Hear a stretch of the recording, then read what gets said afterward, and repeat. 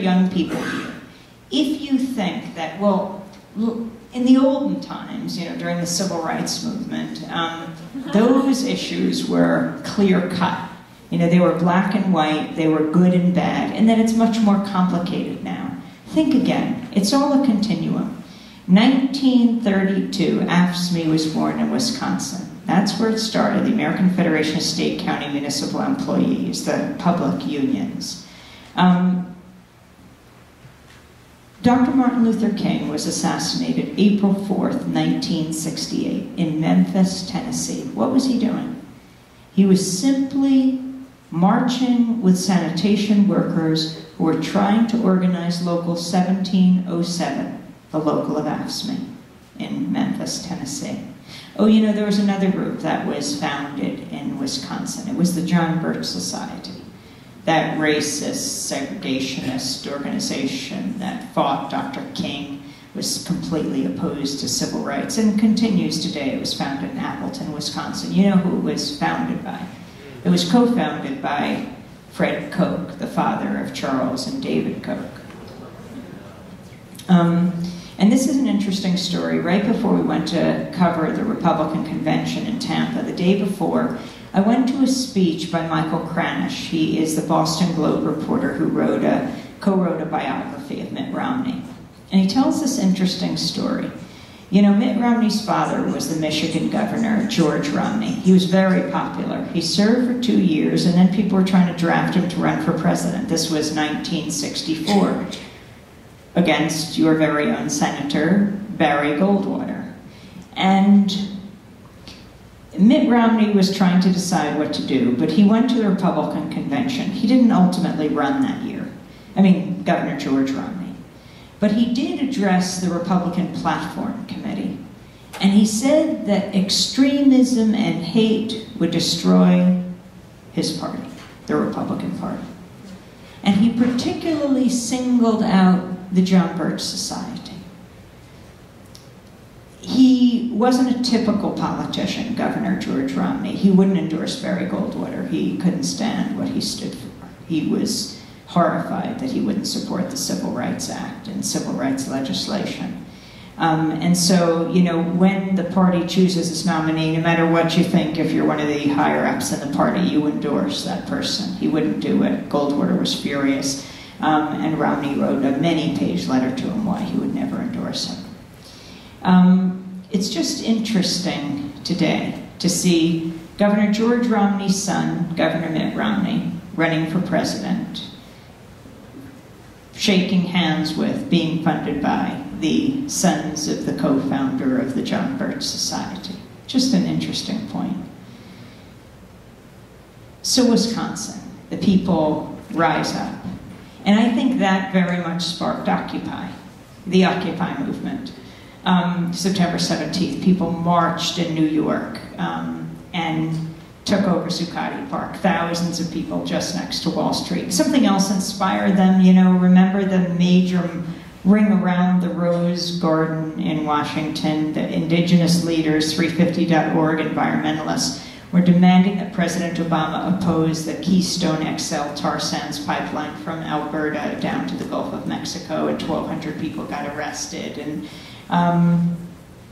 And then people came up to New York, and others were there, and they took over Zuccotti Park, and the media would not cover them day after day after day. It was ridiculous. I mean, here the protest was in the media metropolis of the world, New York. It was under the journalists' noses, but no.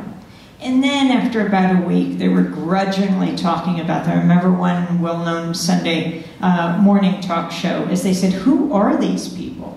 What is their message? They can't even figure out one message. Everyone's got a different sign. If they could just get it together to choose a spokesperson, we'd have them on right here, but they can't.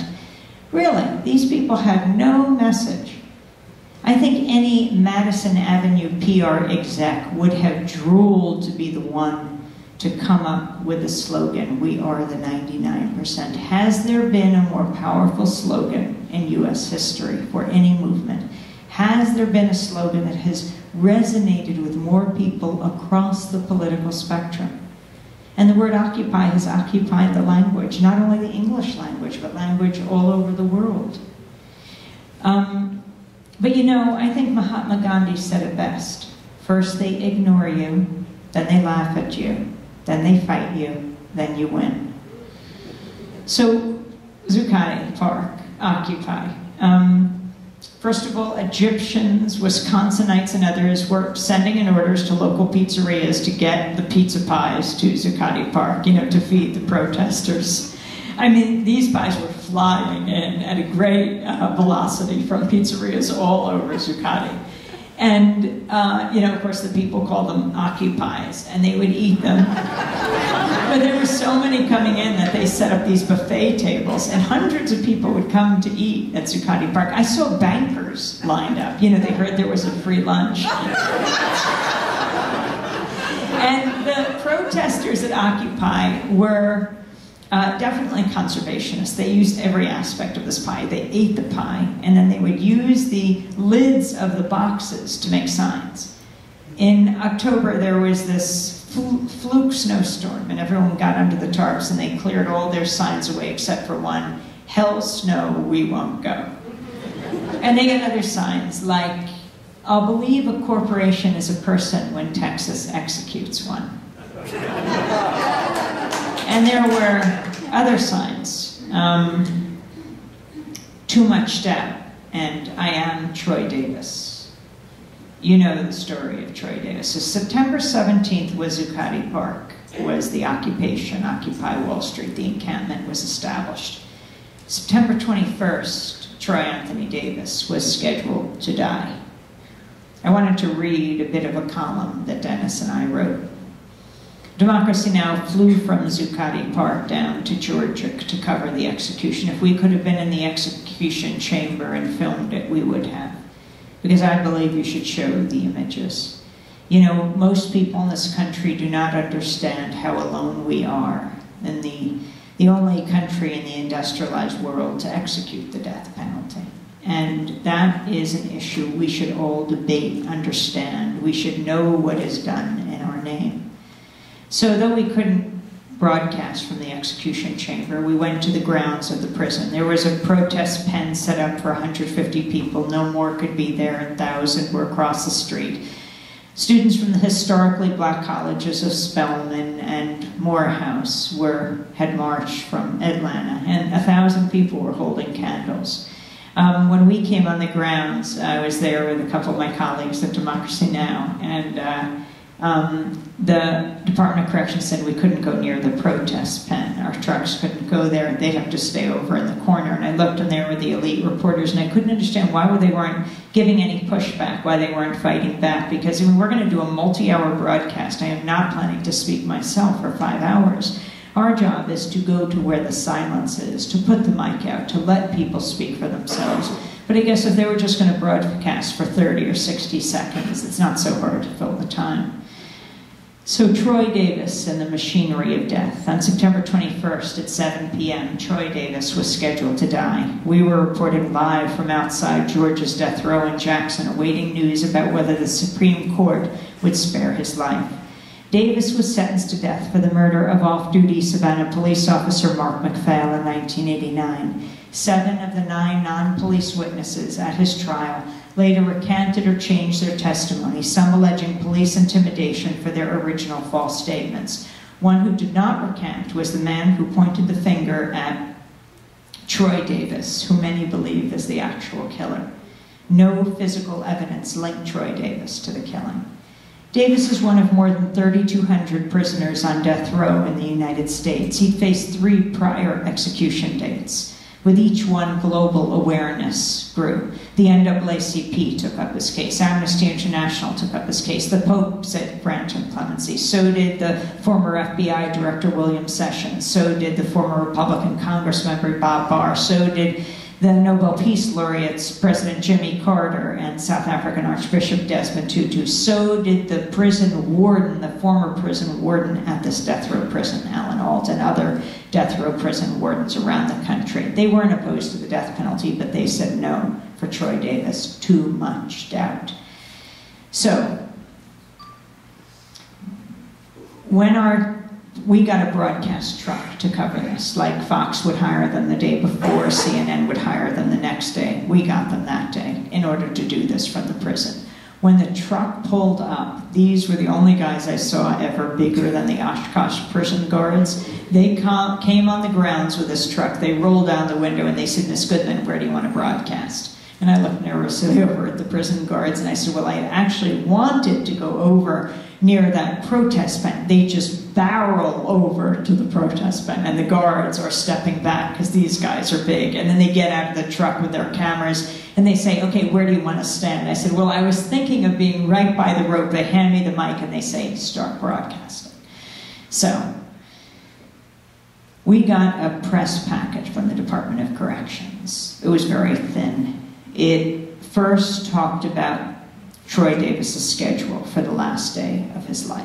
They said he could meet with family and friends from 9 to 3, and then they would have to clear out for Troy Davis to get a routine physical. Routine physical? You know what happened to a Texas death row prisoner a while ago? He attempted suicide, and they raced him to the hospital to get him better, and then they executed him. Routine physical. The next piece of paper focused on what Troy Davis would have for dinner. He had refused the Last Supper, you know, where you can choose anything you want to eat if the state's going to kill you. But he had said no to that. And so the press packet said he would be fed the standard prison tray, and they got specific. They said he would have grilled cheeseburgers, oven-browned potatoes, baked beans, coleslaw, cookies, and a great beverage. And then it listed the lethal cocktail that would follow. That was on a separate sheet. 4 lines in big letters, like when you go to the eye doctor's office and he's testing whether you can, or she's testing whether you can read the lines. 4 lines. The top line said pentobarbital, the next line pancuronium bromide, the next line potassium chloride, and the next line Ativan, a sedative. The pentobarbital anesthetizes, the pancuronium bromide paralyzes, the potassium chloride stops the heart. The only 2 things Davis had a say in, whether he would eat or whether he would take the sedative. He said no to both. By 7 p.m., the U.S. Supreme Court was reportedly reviewing Davis's plea for a stay. The case was referred to Supreme Court Justice Clarence Thomas, who hails from Pinpoint, Georgia, a community founded by freed slaves that's near Savannah, where Troy Davis had lived. The chorus for clemency grew louder, but the Supreme Court denied the plea. Davis's execution began at 10:53 p.m. A prison spokesperson delivered the news to the reporters outside. Time of death, 11:08 p.m. The eyewitnesses to the execution stepped out. This is the execution protocol. The death row prisoner is strapped down to a cross-like gurney. At the very last minute, curtains are pulled back on a glass window that's in the wall. First, there's the murder victim's family. Then there's the people that the prisoner invited. Maybe they will be there. And then there are the reporters. The reporters stepped out on the grounds, and the AP reporter shared Troy Davis's final words. He said, Troy Davis said, "I'd like to address the McPhail family, let you know I'm not the one who killed your son, your father, your brother. The incident that happened that night is not my fault. I did not have a gun. All I can ask is that you'd look deeper into the case so that you really can finally see the truth." He said, "I ask my family and friends to continue to fight this fight." And then he turned to his executioners. And he said, "For those about to take my life, God have mercy on your souls. God bless your souls." The state of Georgia took Davis's body to Atlanta for an autopsy, charging his family for the transportation. On Troy Davis's death certificate, the cause of death is listed simply, as homicide.